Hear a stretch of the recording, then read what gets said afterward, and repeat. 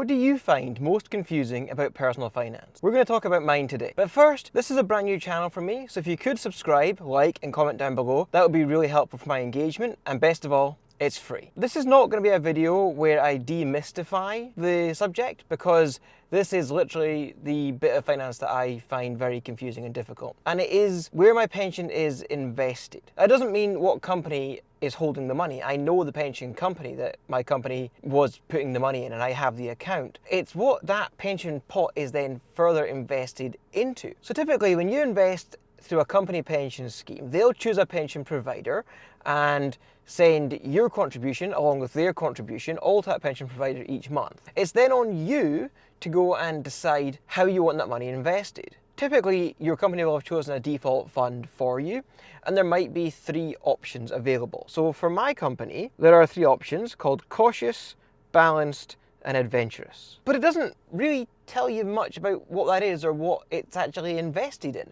How do I know if that investment aligns with my growth goals or my moral obligations? I don't have any moral obligations, I just want as much money as possible, but that's not the point. The problem I have is I've just gone with adventurous, okay? Which says you can expect your pension pot to have a lot of sharp ups and downs in value. While there's potential for high growth, there's also potential for significant losses. You are an adventurous investor and feel comfortable taking high risk with your money, potentially for high rewards. Which is kind of where I'm at, right? I'm in my mid-30s, I've got, before the government lets me retire anyway, at least another 30 years of employment. I don't see the point in taking a cautious approach at this point. I want to maximize my growth. But how do I know what that's invested in?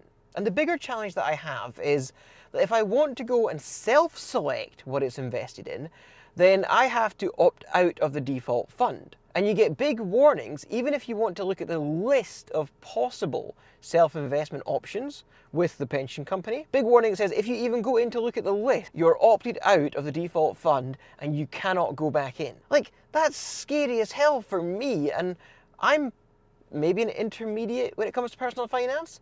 For an absolute beginner or somebody who doesn't understand even the basics of pensions, this is terrifying, and I'm sure everybody's losing money as a result of it. If you want to watch a really good video on pension funds, go and watch Damien Talks Money's video. He covers it really well, and he then has some downloadables where you can look at the funds that he has identified as might be something suitable for people against most of the most common pension companies. So go and look at his video and then make your own decision on where you want to invest your money. I actually haven't done that because it still scares me. This is the bit of personal finance that I really, really struggle with. Whilst I optimize my tax benefits by putting as much as I'm comfortably able into my pension every month so I don't pay any income tax on it. And I understand that when I come to retirement, I will draw down probably about 4% a year to not take too much out of the pot at any one time and let it grow as I'm in retirement. What is it growing in? I don't know. I went and downloaded there's actually a fact sheet associated with the adventurous default option that I'm in. It does tell me that the fund holdings are split 47% in US equities, 26% in international equities, 10% in UK equities, 5% in Japanese equities, 2% in property shares, and then a bunch of smaller 0 point something percents in a bunch of other equities. I have chosen to be in basically a full 100% equity fund, which is actually what I want to be, right? Equities is basically, think of those as stocks and shares rather than government bonds or other low risk, lower yield, but guaranteed things that your pension can be invested in. So I want to be in the risky equities. I want to be in the stocks and shares. And to be fair, this default fund has performed quite well for me over the last few years. I haven't worried about it too much, but I'm now coming up to the point where I've just become unemployed. I've quit my job. I'm going to probably get set up into a new pension scheme, my new employer. What do I do with my existing pension scheme? I want to bring it into a SIP. I don't know why, but I want to take it out of the company that it's currently invested in and into a SIP, which is a self-invested private pension, where I have way more control.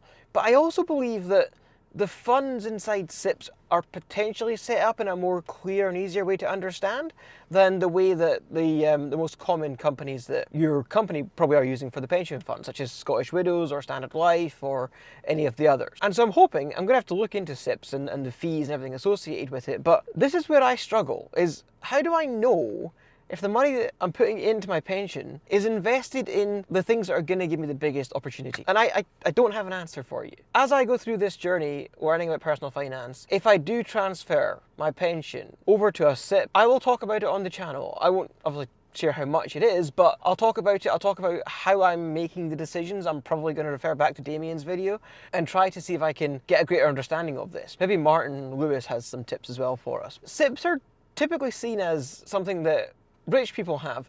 It doesn't have to be that way.